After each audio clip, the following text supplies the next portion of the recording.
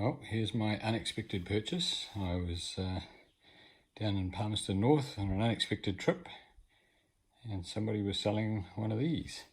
This is a 1967 Diamond Jack pinball machine. Hasn't been used for 20 years, but other than a bit of wear on the playfield here, the rest of it kind of looks pretty reasonable. I'm hoping this will all, clean up. Just get those plastics and things. The glass was missing in the first place, so apparently it broke a few years ago. The cards are about, and the back box glass. Let's have a look.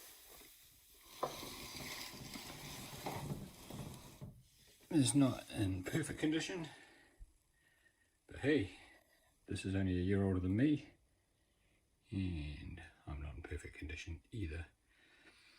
So I wasn't planning on buying this, but just happened to be in the place at the right time. I'm not supposed to have another machine, but stuff happens. Anyway, when I looked at it, I thought there was a few things that looked a bit odd. So the lockdown bar kind of covers some of the score things, so I'm thinking that wasn't quite right. And then I noticed that as well, and it was actually screwed in from the side, so this is not the original lockdown bar, it's just someone's improvised, as you do. So yeah, they've just taken a conventional lockdown bar and cut off the tabs and screwed it on, so yeah, I'm sure there'll be other things like that I find as I go on. Cool story. This machine, when I picked it up, the woman who was selling it, her husband died 6 months ago, and it's been sitting around for 20 years. She said, sorry, I haven't got any keys, and this door was locked. And we went out to dinner with some friends, and my wife's friend and her husband said, I've got lots of keys. So he brought in about 4 jars of keys, old keys, and I don't know, must have been a couple of hundred keys. And we started looking through them, all pretty old. And then I said, kind of look like one of these. It's got a single slot on one side and a double on the other. And we tried one key, that didn't fit. Then we tried another key, and boom, it worked. Number 2, probably out of 200 keys, and it worked. So that was cool. So I thought I was just going to get this home, check inside and make sure there wasn't anything else floating around. There's a lot of the some original, somebody said they're actually blueprint schematics. I'll show you those another time. So I thought I'd just whip inside, I'd whip the playfield up, have a look and see if everything was clear, and then I can stand it on its butt out of the way until I can get these other jobs finished and get on with this one. And I'd never come across this mechanism before. I was like, why can't I lift the playfield? But I don't know if we can see in here. No, not really. But there's a big long metal bar that goes across the middle, and that needs to be pulled. So it's a really a two-hand operation. So you go, now you can see that mechanism. Yeah, as you pull that back, this bar backwards, it does that. And that releases the clip here. So then you can release the beast. So looking around inside, looks like it's in pretty reasonable condition. All the wires are still coloured. I saw down here that they've added a switch, which I think is for the to give you credits without having to put a coin in all the time, so credit switch. Clearly they didn't want to tilt the thing, so they fixed that problem. Otherwise, yeah, it kind of looks okay. We'll give it all a good clean up and we'll see what happens. Lots of cobwebs, this thing's been sitting around for ages.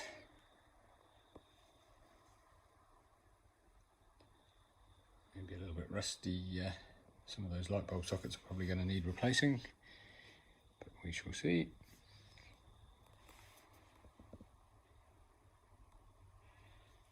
Yeah, I assume that's a knocker and a bell as opposed to a missing a bell. Doesn't look like there should be a bell on the other one, does it? Again, time will tell. So we'll check out the transformer, make sure it's got the right juice, etc. It's supposedly operated in New Zealand, so it shouldn't be a problem. I spy another bit of tape up there. Oh, another anti-tilt. Good on you. Okay, so they were used to shaking this thing. This mechanism, the top here, spins around and different targets to be hit. I'm a little concerned when I look at this,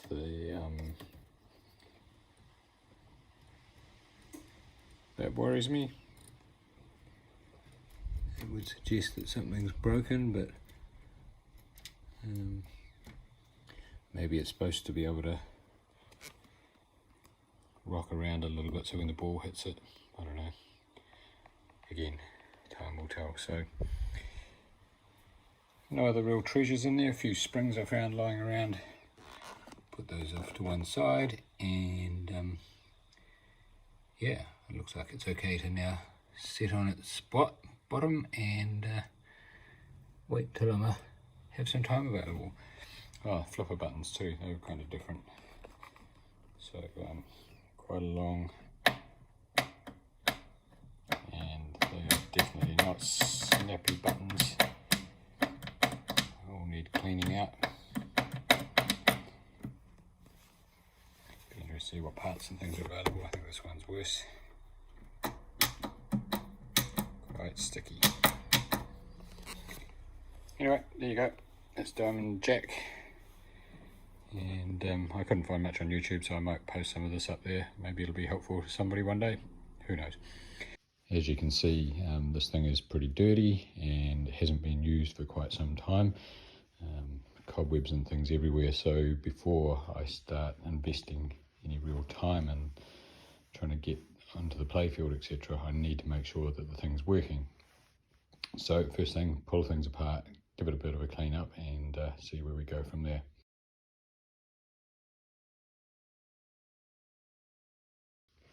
An interesting thing for me is when I got into the coin box, I discovered these old schematics, and turns out this is actually a sample game. It's pre-production, and you can see all the workings on the samples, which is kind of cool. I did buy some schematics from the Pinball Resource, and I found that the machine is actually somewhere in between what they released in production and what the sample schematics showed. But so that made things a little bit interesting.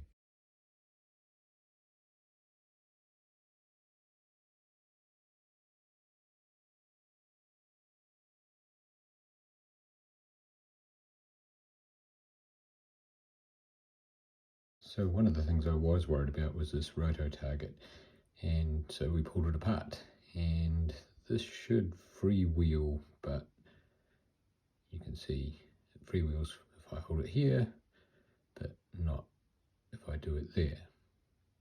The problem was this wee beastie. So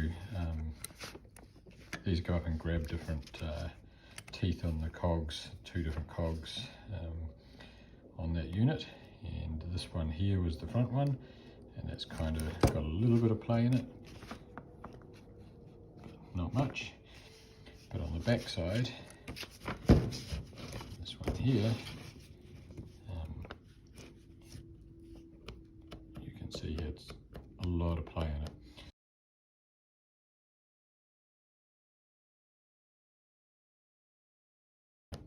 So it wasn't quite going up and grabbing the tooth and pulling down properly, just far too much play.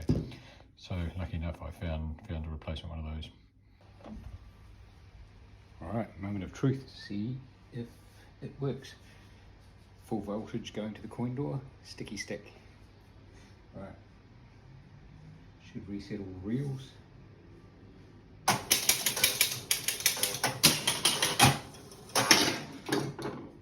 Hey, we have a pull. Alright, does it score?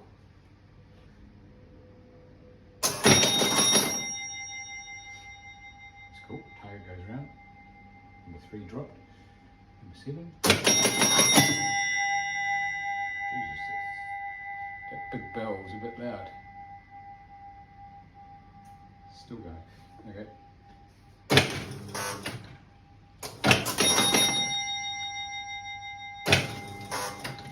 Ooh, number 6 didn't drop.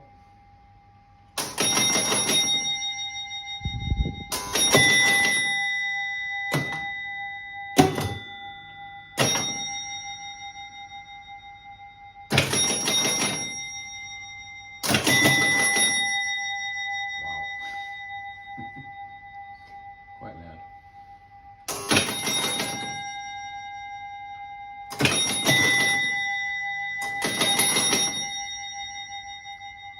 I don't know why that spun and the other one didn't. Something's not right.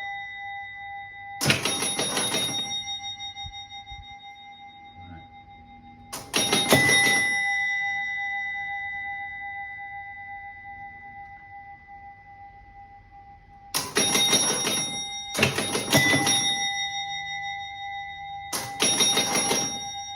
Oh, so that's kind of working, but can you only hit it once?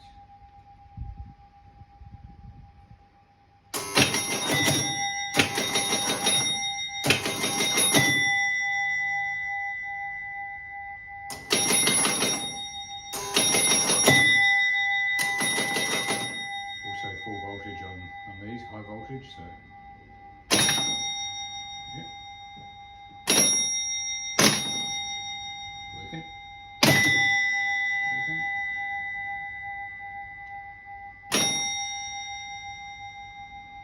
That doesn't seem to, something not quite right there.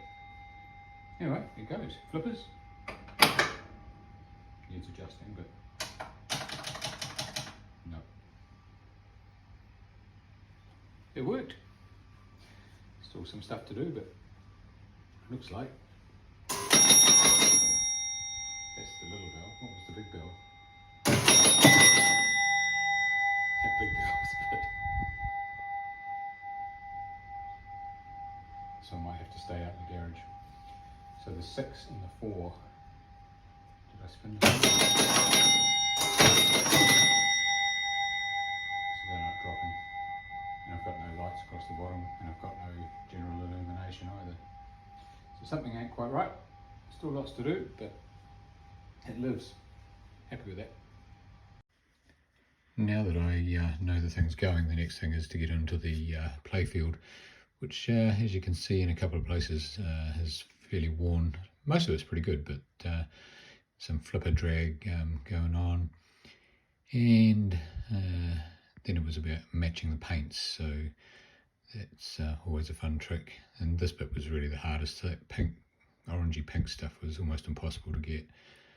But got it all done, so then clear coated. And yeah, I reckon it comes up all right.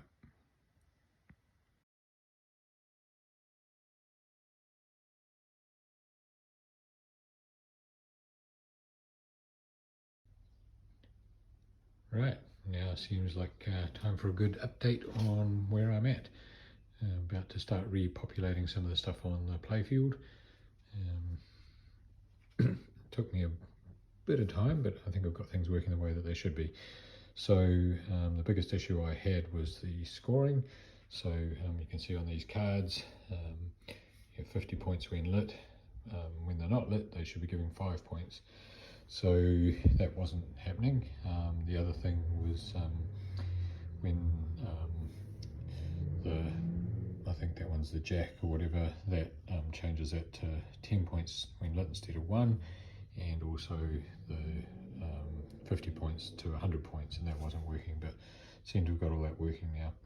So the biggest issue is that 50 points, every time you go over one of these rollovers, it would just give you 50 points every single time. So I'll show you what that was about. What it was about was these relays here. So each of these relays corresponds to one of those cards. So 2, 3, 4, 5, 6, 7, 8, 9, 10 jack, they're special. Queen, King, Ace. So the 10 Jack were the ones that swapped the 50 to 100 points on the in lanes over, but the rest of them kind of just do their own thing. So what was happening was that it would give me 50 points every single time, and the way that those should change is on the stack here, when this is not tripped, the connection is there to get to the 50 points, and when it is tripped, you can see this top switch here, probably can't see very well, the top switch here is no longer connected, but I could see they were no longer connected. There was no problem there, but I was still getting 50 points. And the reason for that was actually a little bit more complex. So each of those switches there, you can see when you go over the rollover, it goes through that relay and normally is connected and goes up through to the P relay. And the P relay isn't actually the one that gives you the 50 points. The P relay, as you can see down here, pulls in and it fires the B relay, and the B relay is what gives you the 50 points. So what was happening was that even though this switch here had tripped, it was still firing the P relay. Now the problem with the P relay firing is that it fires the B relay, right? How I get 5 points normally is when it goes through here and the thing's been tripped, it should go up over the top and then down and through to that C relay and give you 5 points. But it does that through this normally closed switch on the B relay. So what was happening was that the P relay was firing the B relay, which opened the switch and then meant you could never get your 5 points here. So that took a bit of figuring out, and the way that these things were all kind of done together meant that if one of these things was shorted or whatever, then it could still get power back through the loops and still fire the P relay. So it was a matter of sorting out all these switches, and it had to be something like that because you can see my markings here, none of them were working. So they all had the same issue, they were firing through the P relay. So looking at that relay was really only when I was able to put the game in slow motion or get the game going and firing one of those switches, I could look and see what was happening here. This was the B relay and I could see that firing. I'm going, why is the B relay firing? Because the normally closed switch on here should allow C to go, and that wasn't going at all. So the only way the B relay was being powered was through that P relay. So process of elimination. The other issue I had was that these are the sequence relays, so you get it adds a ball on if you complete a sequence of cards, so 2, 3, 4, 5 or 6, 7, 8, 9. If you complete those, then it pulls in one of these and adds a ball. And I found any time I triggered any switch, any of the card switch, it was just pulling in these two relays, and turns out it was just a couple of switches. The blades, this end of where they're soldered on, were actually touching another one. They're quite jammed in quite close there, and boom, that was firing, thinking it was completed. It made its circuit and was firing off those relays. So I've got everything going pretty well right now. So the next thing I need to do is tidy up this back glass. It's not in great shape, so I'll just see if I can stabilize it a little bit. First time I've used this tape on the windows, but it's come up pretty good with the first coat. But and it looks okay from the front during the day. Obviously the problem is always when you put the lights on, you can see some of the reflections, so I may touch up some of the bits on his hat in the middle, maybe in the diamond jack and tilt where it's on the piano. The other thing that I need to do is sort out these drop target decals. These are the originals. I found another font that's really close, and so I'm getting some stickers made up because a number of the drop target flags, whatever you want to call them, were missing, so I had to get new ones. so I want them to look all pretty similar. So I've made that up. I've also coloured in the white to give it a bit of an off-white look, so it looks a bit older, and getting some stickers printed, which as you can see came out pretty well. I'm happy with these anyway. So it'll never be perfect, but it's a hell of a lot better.